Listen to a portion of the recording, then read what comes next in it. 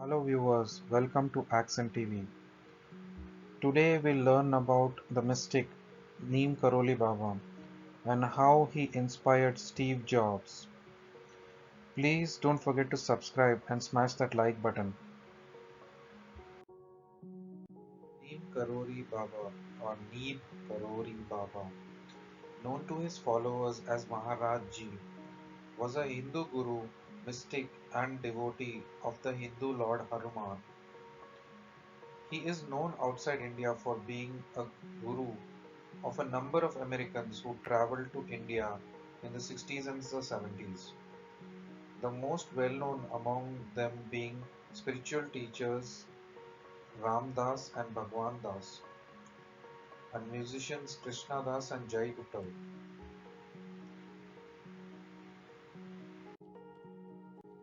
Neem Karoli Baba once boarded a train without a ticket, and the conductor decided to halt the train and force Neem Karoli Baba off the train at the village of Neem Karori. After boarding Baba off the train, the conductor found that the train would not start again. After several attempts at starting the train, someone suggested that the conductor allow the sadhu back onto the train. Neem Karori agreed to board the train on two conditions: that the railway company promise to build the station at the village of Neem Karori, and the railway company must henceforth treat sadhus better. The officials agreed, and Neem Karoli Baba boarded the train, jokingly saying, "What is it up with me and starting of trains?" Immediately after boarding the train started, but the train drivers would not proceed until the sadhu blessed them to move forward. Baba gave his blessing and the train proceeded. Later, the train station was built at the village of Neep Karori. Baba lived in the village of Neep Karori for a while and was given the name by the locals. His disciple Baba Ramdas gives an account of how he met Neem Karoli Baba. He says, "Well, it happened like this. I'm on a plane to India and I'm with a friend who wants to go up to the mountains to see his Hindu guru. I don't want to go, but he wants to use the car that I'm taking care of for a friend. So I'm trapped and I'm buried out on hashish, and I really want to go home, and I have never found anybody, and I'm discouraged, and I'll figure I'll become a shoe salesman or something. I've been thrown out of Harvard, so I don't have to go back, and drugs aren't working. So what do I do next? I'm not in a good state, and my mother had died the previous February in Boston of an enlarged spleen. Her bone marrow stopped producing blood, and they removed her spleen, and she died. 4 months later, I went off to India. So we stay overnight on the way up to the mountains, and during the night, I go up to the toilet, and I'm under the stars, and the stars were very present, and I think about my mother, and she comes strongly to my mind. And Freudians have had no end of fun with the fact that I am peeing and thinking about my mother. But leaving that aside, I don't tell anybody, just go to bed. Next day, I continue up to the mountains with my friend, and we come to a little temple, and he gets out. He's crying, going to see his guru, and I'm just like, let's get this over with. But then people surround the car and they tell my friend where to go. They are saying, "Come on, come on." So I get out and stumble up his path, and under a tree is sitting an old man with a blanket around him, and about eight people, and my friend is flat on his face touching the guy's feet. And I think I sure as hell am not going to do that. Neem Karoli Baba called me and I sat down with him. But I still didn't want to touch him, because I didn't want to put up with it. He sat really close to me and he looked at me and he said in Hindi, "You were under the stars last night." I said, "Yeah." Like, I mean, the likelihood you're gonna be out under the stars is pretty good. Then he closed his eyes for a second and he said, "You were thinking about your mother." Now put that into perspective. A Harvard psychology professor. How does anyone know that? I haven't told anybody that. I said, "Yeah." Then he tells me, "She died last year." I say, "Yeah."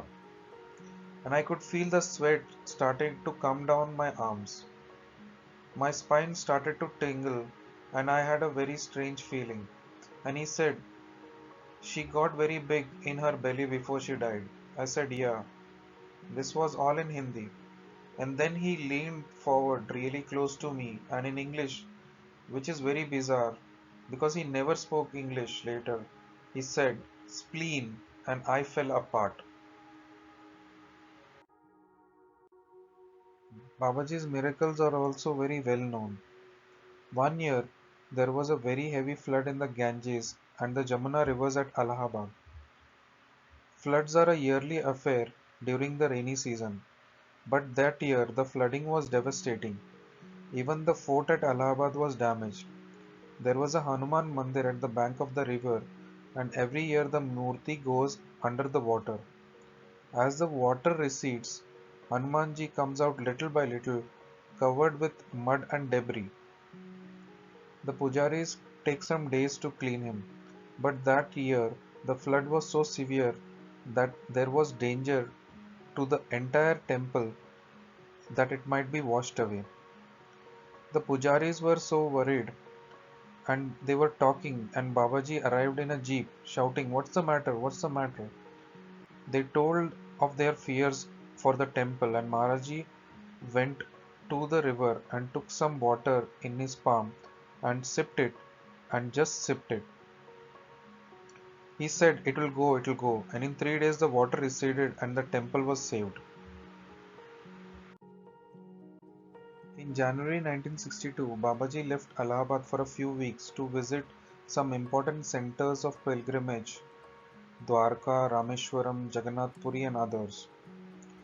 While they were at Dwarka, the head priest of the temple pointed to Babaji. "That Baba with the blanket lives here all the time." Babaji kept silent as the priest talked.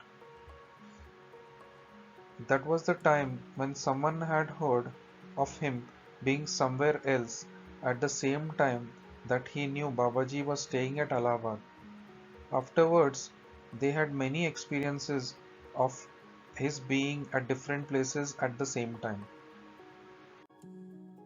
One morning, Maharaj Ji went to his room in Allahabad after his bath and he said, "I shall sleep today. I am not keeping well." And he covered himself with his blanket and told not to allow anyone to come to his room. He was locked in from outside.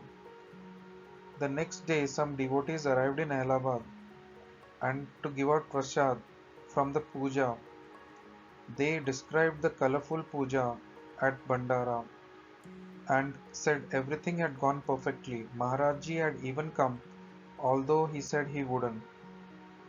The people said that's impossible. Maharaj Ji was here in Allahabad the whole time.